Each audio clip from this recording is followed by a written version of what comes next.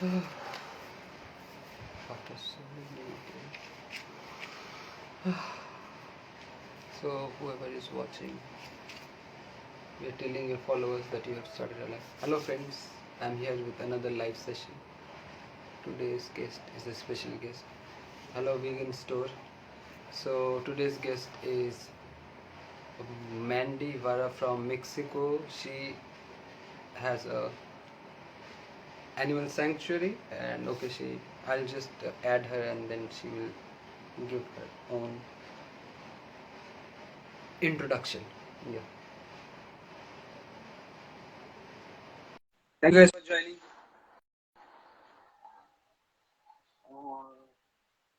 Hello everyone. Thank you for joining. Hi Mandy. Hi. Hi, how are you? I'm fine, thank you. How are you? I'm good, thank you. Okay, Um, Mandy, can you introduce yourself to the audience? yes, of course. My name is Mandy Vara. I'm an animal rights activist and the founder of Black Sheep Retreat Animal Sanctuary in Cancun, Mexico. On top of being an animal sanctuary, we also aim to be a vegan self-care retreat to come and kind of disconnect from the non-vegan world and hang out with happy and safe animals here in Cancun. Amazing, thank you so much. Mandy, when did you go vegan? I went vegan about 10 years ago. 10 years ago. The reason? So when I was 15, I went vegetarian just because I was eating actually pig, and I thought about a pig frolicking happy in the fields, and that image came to my mind, so I stopped eating animals. But I'd never had heard about the dairy industry, the egg industry, until about 5 years later, and I just saw a little article on Facebook, maybe 3 paragraphs long, on the dairy industry, and that was it. So then I stopped eating all animal products, and I Okay, didn't learn about activism until a few years after that. okay. And tell us about the kind of work that you do. What do you do? Your work.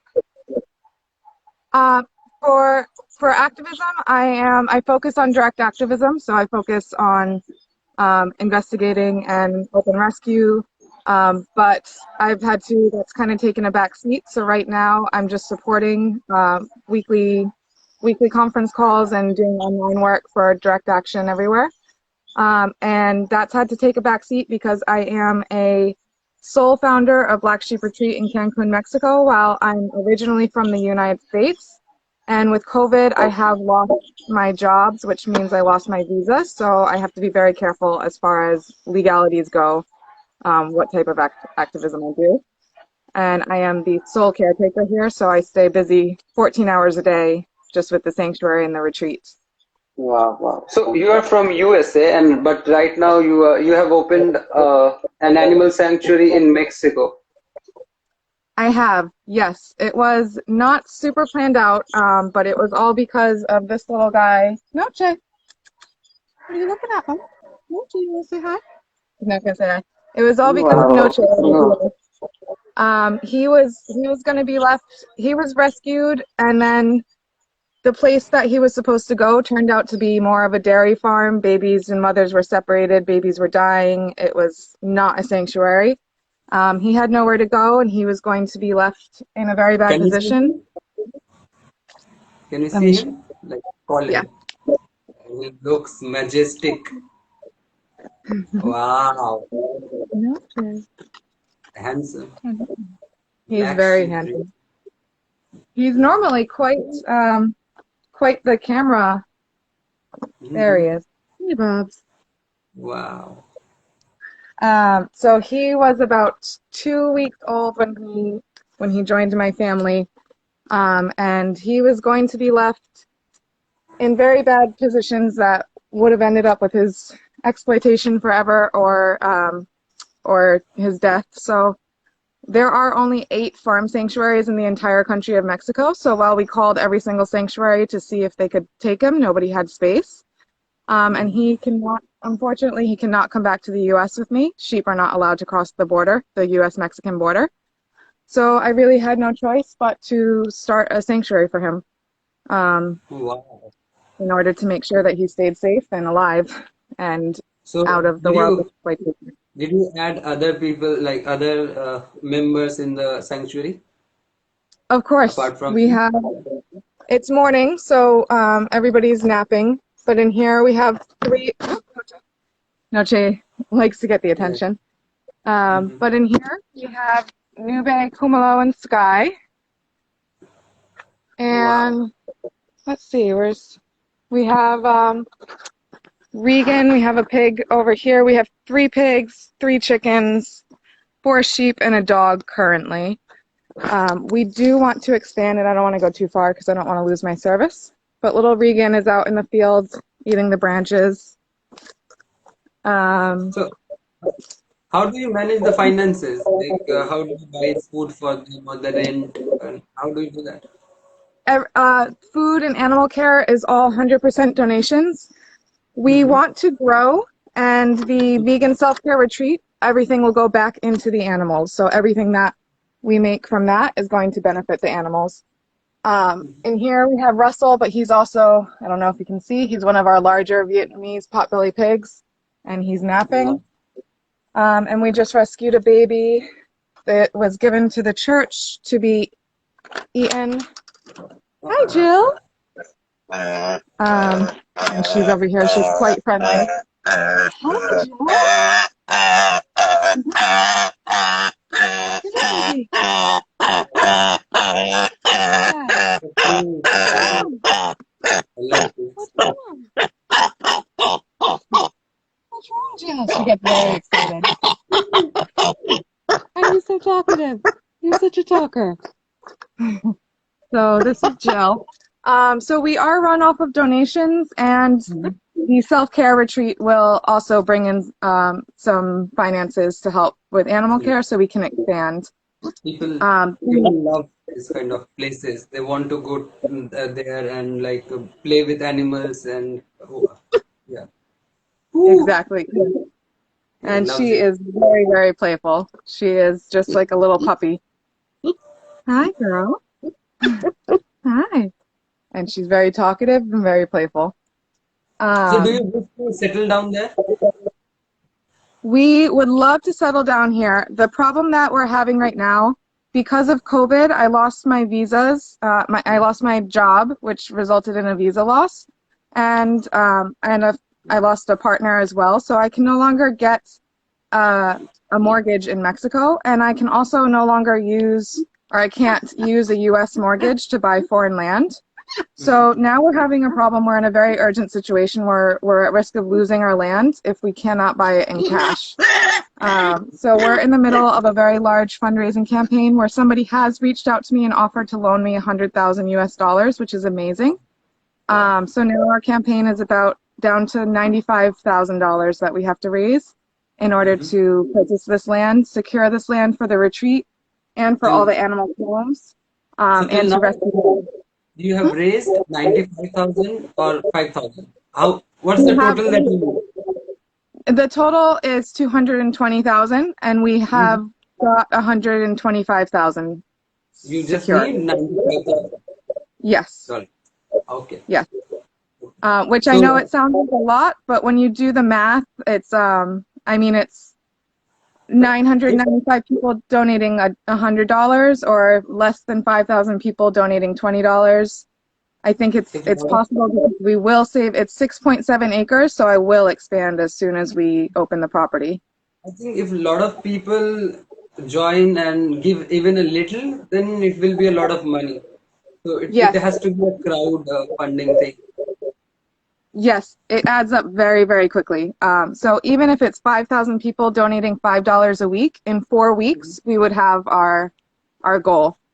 I'll tell my Um, friends to like pitch in and do something about it. So let's see what they can do. I don't know Thank how you. can they do through PayPal, right? What was that? Through PayPal. Through How will they PayPal, pay? we have Easy? PayPal, Venmo. Direct Action Everywhere actually started a fundraiser, so no fees will be taken out from them. It's dxe.io/Black Sheep Retreat. Okay. Um, Patreon, Cash App, any of those, and GoFundMe. We also have a GoFundMe. But all of the links are in my link tree in my bio on my Instagram and in the Black Sheep Retreat Instagram. I'll ask my friends to like if they can do something amazing. So, when you went vegan, Mandy, Yes. when you went vegan, did your family and friends support you? Um, did they stop what? When you went vegan, did your family and friends support you in that decision? They did. My mom is actually vegan. She's been vegan about 9 years now. She kind of transitioned with me, vegetarian, and then she went vegan. Mm-hmm. My aunt has also gone, she went vegan about 5 years later. The rest of my family, unfortunately, has not gone vegan. They support the sanctuary, but not to the point of changing their lifestyle. And so I've seen little changes, like now there is Beyond in their fridge. There's vegan butter, vegan milk in their fridge, but there's also non-vegan items, unfortunately, animal products that. And do they mock you? Do they what? Mock you that They you're a don't. vegan?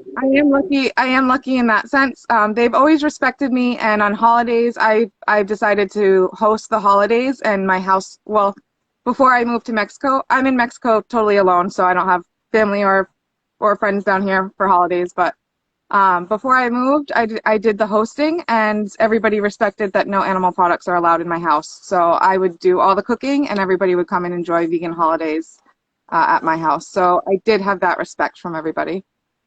Do you share tables with people who eat meat on the table? Like, do you share table with them?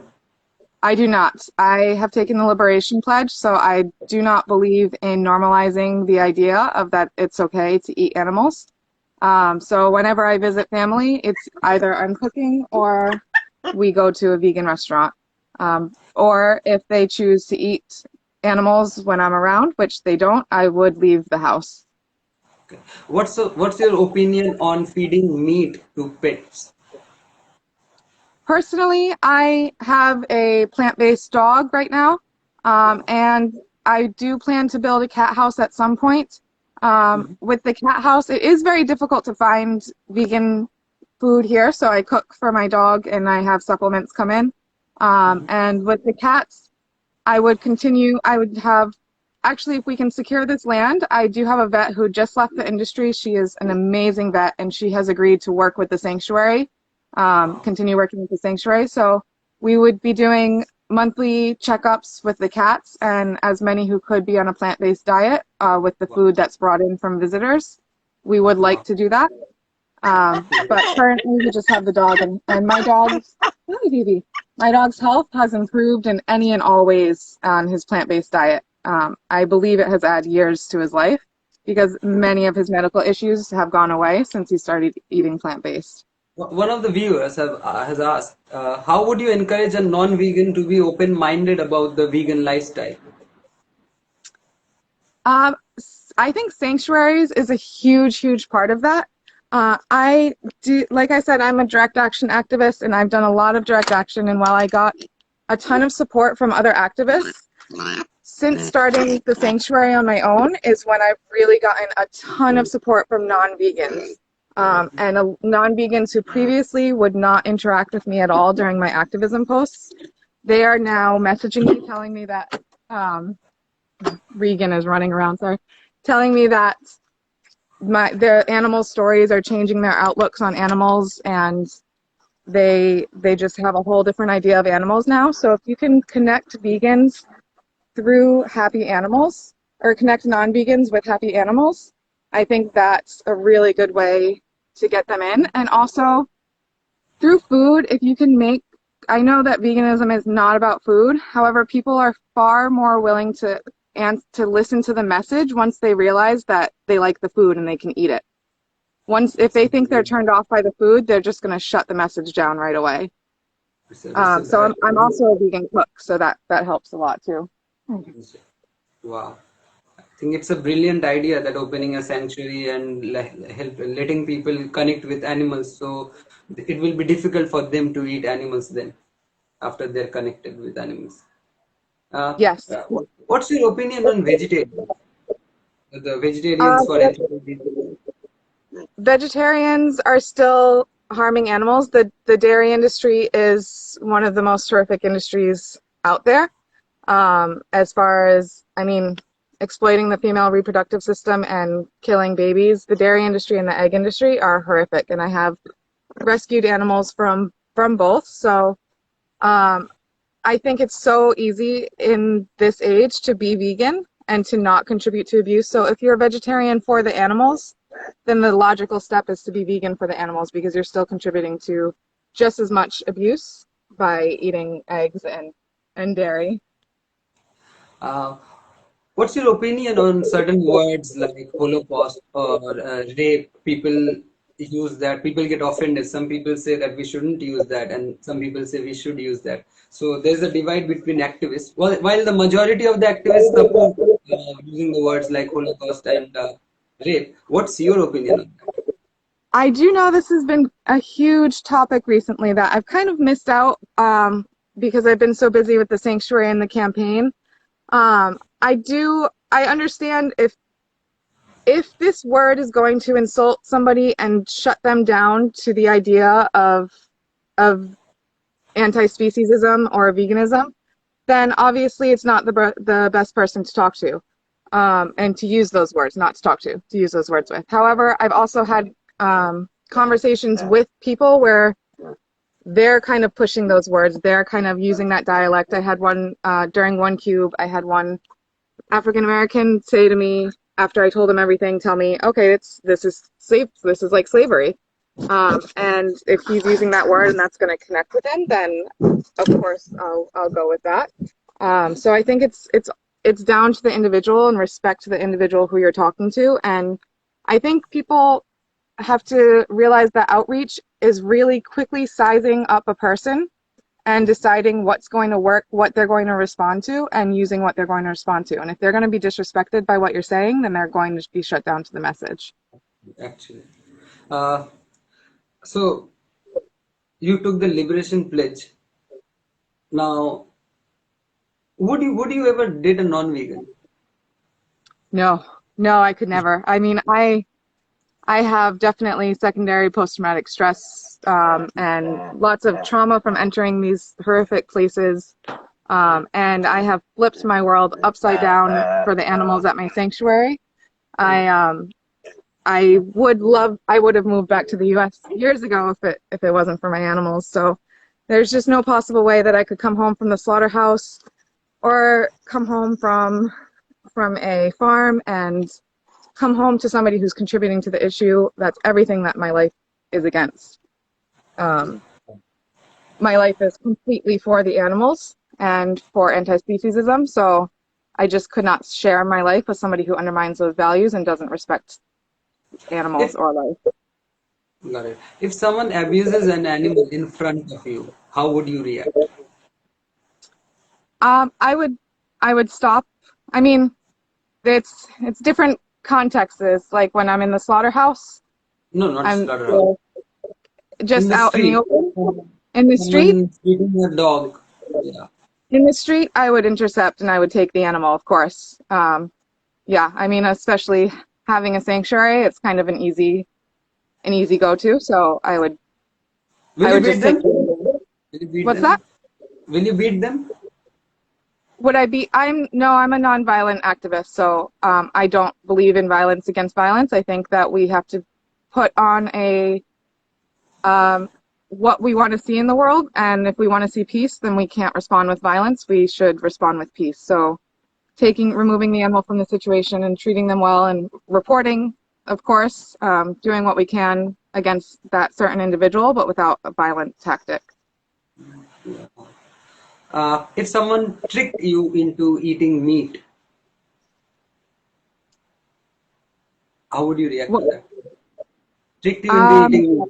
You would have said that this is mock meat, please try. And after you eat the meat, you realize that this is real meat, and they tell you that, yeah, this is real meat, and they laugh at you. How would you react to that? I, I mean, I would never. It's just that's such a scenario that I feel like could never happen. I'm never eating with anyone who I don't trust. I'm never eating with non-vegans. Um, I just, I certainly, if somebody was to breach my trust like that, they would be out of my life. If anybody knew me, and that would just be such an extreme disrespect. But it's such a, that's almost like a deserted island type of question because I mostly surround myself with activists, vegans, and I never eat around non-vegans, so I just don't know how that could even happen.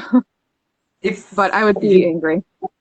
yeah, if you got $1 million right now in your bank account, what would you do with that money? Oh my gosh, the sanctuary. I could go on for days what I would do. I would buy the sanctuary right away, How much? and How the much expansion of it, for the or the sanctuary? land. Yeah, how much? Um, and well, I mean, I would expand on the sanctuary. $1 million sounds like it's a lot, but when you're building a sanctuary, all of it can go there pretty quickly. So, One I billion. would 1 million. It One could. billion. Let's make it one Oh, billion. 1 billion. Oh, I would One love to billion. support other sanctuaries, and that would be huge if I could set up sanctuary systems and expand Black Sheep Retreat into the U.S. If I could get good workers here, because I would also love to be back in the U.S. one day if it was ever possible. If I had $1 billion, possibly I would get my animals over to the U.S. with me somehow. But I would still love to have a sanctuary here because, like I said, there's only 8 sanctuaries in the entire country, so one's needed. I would also expand within a saltwater sanctuary for turtles here. I was Yeah. also a dive instructor down here, and lionfish are invasive, so it's okay. Everybody goes out and hunts them. I think it would be much better if there was a sanctuary to take them to, so we could scoop them up and move them there rather than having them die slowly. Everything, all of the millions would go to the animals and to the cause. I do believe in civil disobedience, and I know that there's a lot of fees there. So I would like to contribute in that sense in order to try to change the laws against animal abuse. But a lot of it would go to supporting sanctuaries. And how many sanctuaries are there in the US? Oh, that's a large number. I'm not quite sure. There's quite a lot of sanctuaries in the U.S. What's your bravest moment? My my previous what? Most courageous moment in life.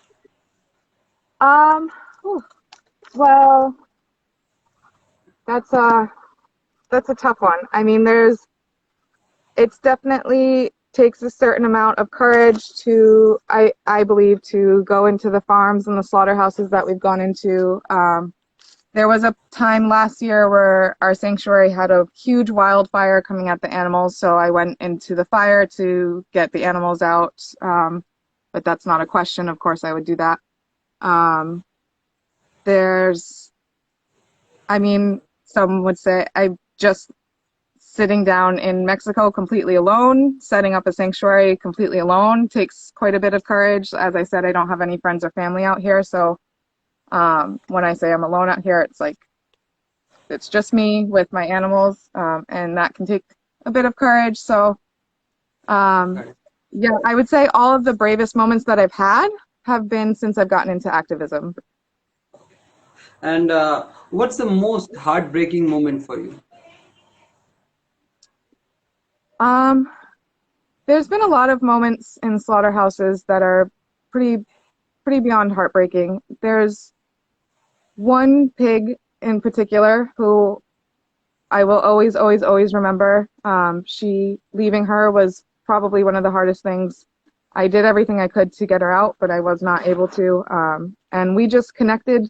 Sometimes you just connect with an animal, even in the slaughterhouse, even if it's just minutes. You just get a strong connection. And we had about a half hour together, and maybe about an hour together. And she was just in so much pain. Standing up made her scream, and I was able to get a hose for her. It was a really hot Mexican day, and I was able to just shower her.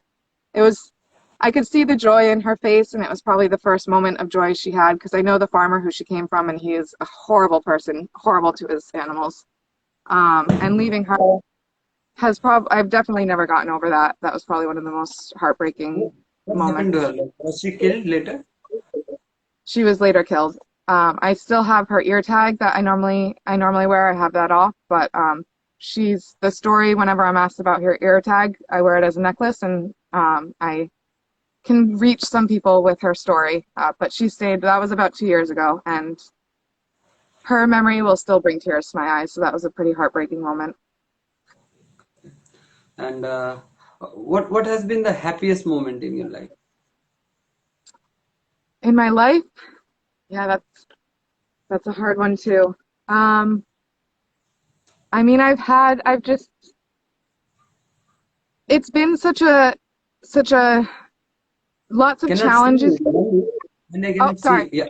Okay. Yeah. Um, it's been a lot of challenges here. So it's such like a give and take. Like I've had such happy moments with the animals, but behind that, what they don't know has been a lot of challenges. So I can be having the worst day of my life, which I've had quite a few of those here. But as long as I see the animals doing something fun, it can fill me with joy and happiness. So it's hard to say the happiest day. Hopefully, hopefully that hasn't come yet. I can't say I have like this amazingly happy moment.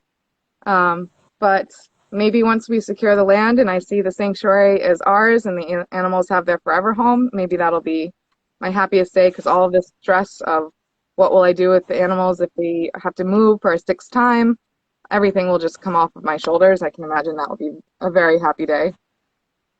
Wow. And uh, uh, did you ever have like some funny moments that you remember? Funny moments? Funny moments here, absolutely. With the animals, I have so many funny moments. They just have such a personality, and Noche and Regan, our little pig, they run and frolic around together, and they play, they headbutt and go at each other. They're so fun and they're funny to watch. I'm always laughing with them. And then of course I've had really happy and funny moments before I was full time with the sanctuary when I had a partner, traveling and doing activism with my friends. Even though we were doing some of the more difficult things, just spending time with people who understand, who are fighting for the same cause and on the same level as you is great. So we also had some great funny, happy moments together, but I definitely have some of the funnier moments posted on our page of the animals. Some of my funniest that I enjoy is Regan she has temper tantrums all the time, our little queen pig, Regan. And those are, she's having a little temper tantrum, nothing's going on, she's just screaming, and those are some of the moments that I laugh at her the most. Okay. And what's the wildest thing that you've done in life? Wildest? Um, I, I mean, I guess it depends on what wild is. I mean, I've picked up and moved to Mexico. Wow. I've entered farms and slaughterhouses. I mean, I've chosen to get arrested. It's I've started a sanctuary here. It's all kind of like, yeah, what is the Wow. wildest thing? I think my whole life is just a string of events of like, how did Yeah. you do this to end up in this position? I just kind of did a bunch of like whatever was best for the animals in the moment is what I did, which could be considered wild to people. And and here I am in That, this situation. that's normal for you. What other people will think is wild, that's normal for you, what you are doing Yeah. daily. I've interviewed 40 people before you, 40 vegans, and almost all of them said that I asked them, what's your dream? If I could give you $1 million, what would you do? Almost all of them answered that they would open an animal sanctuary. So what you are doing already is people's dream. You are living the dream, but the people should also know that it can be very, very difficult with the finances. Right? Yes. So yeah. A lot of people will say you're living the dream, and it's so funny because outside of, yes, it's so great to have this love that the animals truly love me. It's amazing to share that love, and watch them grow, watch them come from these scared little animals to these beautiful, loving, trusting animals. That is amazing. But for me, the nightmares that have gone on behind it to getting here have been have been it's been a very, very challenging life. It's been, when I'm not directly with the animals, it's been more of a nightmare than a dream, to be honest. I mean, again, to be in a foreign country completely alone, to have lost both my jobs, to have really everything on these animals depend on people supporting what I'm doing is quite difficult, quite stressful. And to be stuck where I just can't move. I can't bring them with me to the US. I can't, to the situations that I've gotten stuck in have been far less than a dream. However, it is beautiful to share Well, this love with the animals. uh, do you think that there are other sanctuaries as well, and they are like they are able to raise funds? Do you think that there is a need for people to learn about fundraising, especially in the vegan activism scene? Because if Absolutely. people, there are people who can raise funds like this easily, but for some people it gets very difficult. So, do you think there is a need for people to learn about fundraising? Absolutely. I think that need is there. I think everybody should know about fundraising, because everybody also wants to rescue an animal, and many people do rescue animals. And once they're done rescuing, they drop them off at a sanctuary, and that's it. They never think of them again. But the animal sanctuary now has 20, more or less 10 to 20 years of care, which is a lot of money. Farm animals are very expensive to take care of. So I do think that all activists who want to rescue animals should also be well versed in fundraising so they can fundraise for those animals, hopefully for life, because each animal costs a lot of money for the rest of their lives. I've downloaded one fat book. I've downloaded one book just about fundraising so I can learn about how to raise funds. Because as activists, if we do not know how to raise funds, the money will go somewhere else. So it Yes. will be more difficult for the enemy. And I'll And out send of you all the $20 from fundraising, my side, what's that? Mandy. I'll send you $20 from my side. Oh, thank you so much. I really appreciate that. And I'll ask my friends to do that as well. Let's see how many do that. But I'll request them. Like, I'll not ask them. I'll insist them to like send some support towards your sanctuary because I love whatever I'm seeing there. And Thank you. okay, Yeah. if there was a warning label on you, what would it say? Warning label on me. It would say I the only thing I can think, I mean, is that I'm going to rescue the animals. Like, it is a stressful life. A warning label that I have a stressful life, I guess, is the best thing. You I have a okay? stressful life, and I've had people How will in my that life. affect? How will that Hmm? affect other people? How will that affect other people? I think just watching some of the stuff that I go through, I have had a couple people distance or leave my life just because they couldn't help me from afar, and they felt bad for the stuff I was going through. So they see the stress, and that stresses them to a point that they can't do anything. Um, so How yeah. how do you deal with the stress? Do you meditate or something? Because it's like the downward spiral if you not do that. I do. Luckily, I took 5 years of meditation classes before I got into activism, and that helped a lot because it wasn't focused solely on meditation. It was focused on living as the soul rather than living as the body. So, how to process the triggers, how to deal with things that you see, and to really understand that everything that's dark is still in some way making you grow, and it's still a gift in some way. So, that has helped. And I also have a great vegan therapist. And that's helped a lot too because she helps me at least just put all these thoughts out and have somebody to talk about it.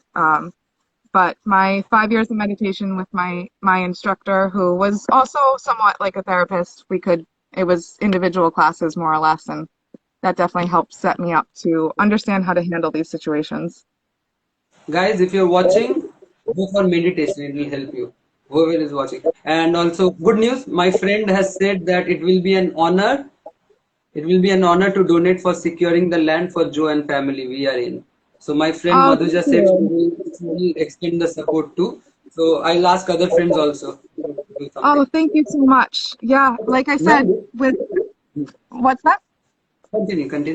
You were saying. Oh, yeah, with I know it sounds like a huge number, but with millions of vegans out there and all of them who would pay $20 to save a life, Yeah. 5,000 vegans donating $20, we would reach our goal. And I can tell you, I will save more lives as soon as these stores officially open, as soon as I'm the official landowner. Actually, those who are paying, they can request their friends to donate as well. So that way it will be a chain thing, right? Yes, yes. And I forgot to mention, we're also having every $10 donation you enter to win a all expense paid trip to the retreat for Wow. 5 nights with food included, food, flight, transportation, everything included. And one excursion, which would be scuba diving, snorkeling, or a cenote trip. So there's a little bit of an incentive for these donations as well. Wow. This is great. Uh, who is your hero? Who do you look up My hero would be I really all of my friends who are still entering farms, who are still everybody who's still fighting for the animals and giving up their freedoms and their safety to do that. I think that's amazing. And all of the other sanctuary owners. What I love about the sanctuary network, especially in the U.S., because English is my first language and I'm not fluent in Spanish yet, so I'm in the U.S. sanctuary network, and everybody is just so helpful to each other. It's so supportive, and I think that's amazing because we're all in this together and we all know what it takes. And especially Caitlin from Rancho Relaxo, she has a very successful sanctuary and she's out supporting other sanctuaries as well. She's donated to us, she's donated to other sanctuaries, she's supported us, posts other sanctuaries all the time. So I think that's really amazing that she kind of got thrown into it also, and I aspire to be that. I aspire to hopefully be successful enough that I can help other sanctuaries as well. with? Like there were many people on my show who said that they want to open an animal sanctuary. What's the process? Like, what's the first step to open an animal sanctuary? How can one open an animal sanctuary? The first step that should be taken if you're not thrown into it unexpectedly is to purchase the land. I do Okay. not recommend starting a sanctuary without owning the land. Okay. As I said, we've had to move 5 times, so it's not cheap to build. But Uh, I think I also suggest mini sanctuaries, starting with I chickens. Chickens are very easy to care for. I think it won't be too difficult to procure a land. I'm talking about myself. If I want to open a land, there will be many people who will be supporting me. But the difficult part is the daily functioning of the thing, then daily expenses. That will be the most difficult part because people will give you the money to buy the land and they will fund you. But what about the rest of the expenses, like the daily expenses that happens? That's, I Yeah, think, so it's constant. That's the other thing. I think if you want to open up a sanctuary, you should be ready, totally ready to give up your life completely. My life, every luxury that you could possibly have, every any travel, any cash, anything that you enjoy in life, be ready to give it up because now you're going to be living completely 100% for the animals. So I think that's something that people might not understand is exactly what goes into it, the work that goes into it. So it's if you don't have the finances, if you're not able to continue working to support your animals, you're also not half of your time, but a third of your time is spent on social media fundraising. So that is really important too. but Um, tell me, if you had what's up? a lot of money, if you had a lot of money, millions of dollars, so you wouldn't need to do fundraising yourself. You wouldn't need to do the things yourself. So you can hire people who will work on the sanctuary, and you can travel or give lectures uh, or like help other sanctuaries. How would you spend your time if you had a lot of money? If I had all the money in the world, I would still be doing direct activism because I feel that I'm so grateful for the animals who I can give this forever life to, but there's still billions who are left behind. And I feel that there's a finite number of people who are willing to enter these places and do this type of activism, that the ones who are willing to do it should be out there doing it. So I would be doing that. Also, if I had billions of dollars, legal fees would be no issue. But I would also be at the sanctuary because I do tend to, I guess spoil would be the word, my animals, and my my standard level of care is perhaps higher than maybe some other people. So I tend to want to be there doing it, getting to know the animals, making sure that they're open up and they're trusting, and making sure that they're getting the best possible care.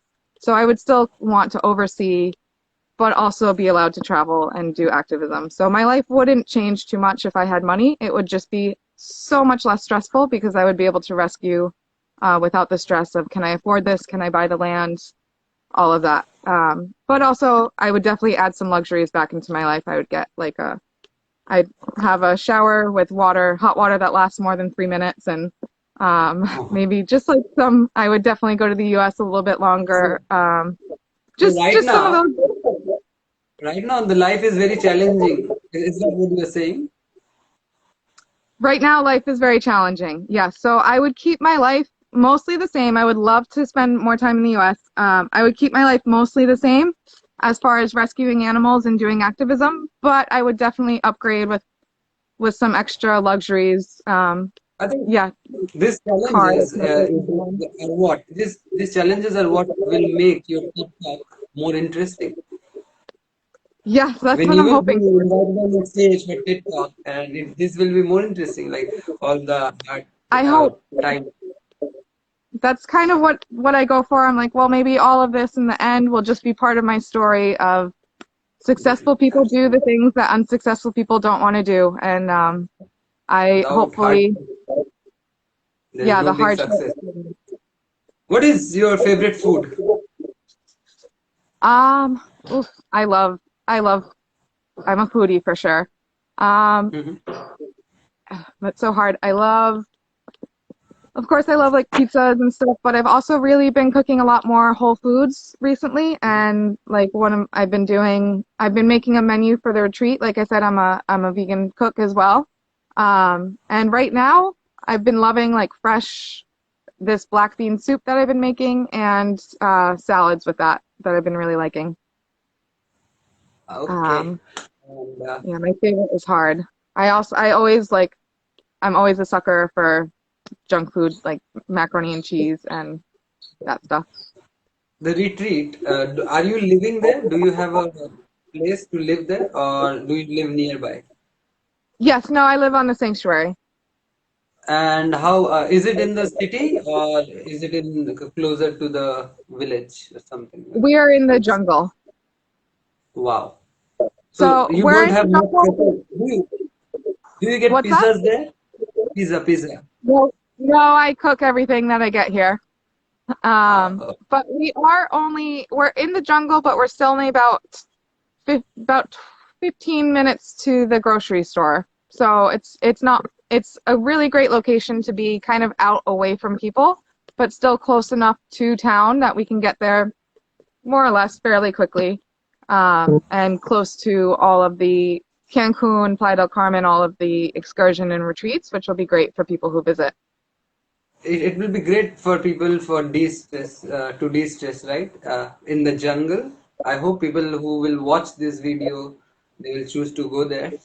And if you can like create nice place like that, whatever it is, if people go there, it will be beneficial for them and beneficial for you and the animals as well. Yes. So, do you sing? Do you sing? Do I sing? No, I don't sing. I sing sometimes. I sing to my animals, but they're the only ones who hear me sing because I don't sing well. So, like, I was going to ask you to sing a song for us.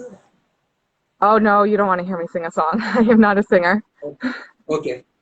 So we have come to the end of this session, and we've got to know a lot about you. And thank you so much for giving your time. So before going, would you like to say something to the people who are watching? 2 minute speech for the people. Um, well, I want to say thank you so much for watching today, and thank you so much for having me on. And I just want to, again, kind of stress the urgency of our situation, that we could lose this land. The realtor is working to sell it.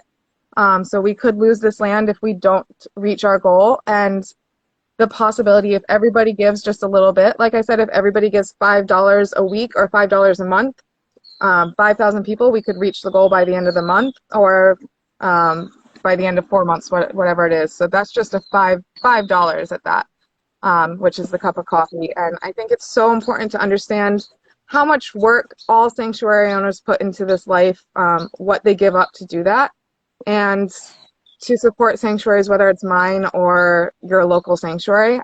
All sanctuaries need support right now. Everybody wants to rescue, everybody wants to liberate, but then there's 10 to 20 years of care that people are giving up their lives to give to these animals. So please just support any sanctuary, mine or your local one. And And get active for the animals. open a lot of sanctuaries. Support sanctuaries and get active for the animals. Yeah. Thank you, Mandy.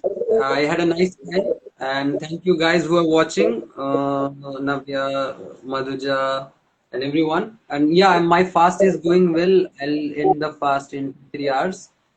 Wish I could live there, Navya. Yeah, of course you can like go and live there. Much love, Mandy. Lulu is saying much love. Hi, Okay, Laura. thank you. Much love. Hi. I'm Lulu has also been I'm watching. also fasting with you, so I didn't know that you were fasting, but I'm also fasting. Wow, amazing. So thank you so much, guys, for watching. Thank you, Mandy, for the amazing work you are doing. I'll download this video and we'll post it on Facebook and YouTube also. And I'll ask my friends to support you. And Thank you so see much. you. Oh, Thank you so much for Mandy, joining me. can you share the PayPal link with Madhu, the vegan world? Yes, I'll share the donation link, and I'll share my link tree. Actually, do you want me to write it in the comments? Yeah, you can write in the comments right now. Okay, so I'll Or share it right now. what I'll do is I'll tag you and say to go to your account, and then there will people will find. This is my friend. I can share the PayPal link with her directly. Okay, Okay, there is. yes. And I shared the link tree in the comments, so you have it right there as well. Okay. And we'll Okay, just say a Mandy. final goodbye with Regan. If you guys have a chance to stop by and read Regan's story, she was rescued in honor of Regan Russel, as was Russell. So they both have beautiful stories. If you can stop by my page and read those. Thank you. I'll share your link with people, and Okay. I'll PayPal $20 to you, and I'll ask friends to do it as well. Thank you so much. Bye. Thank you for having me. Have a good day or nights for you. Bye. Bye.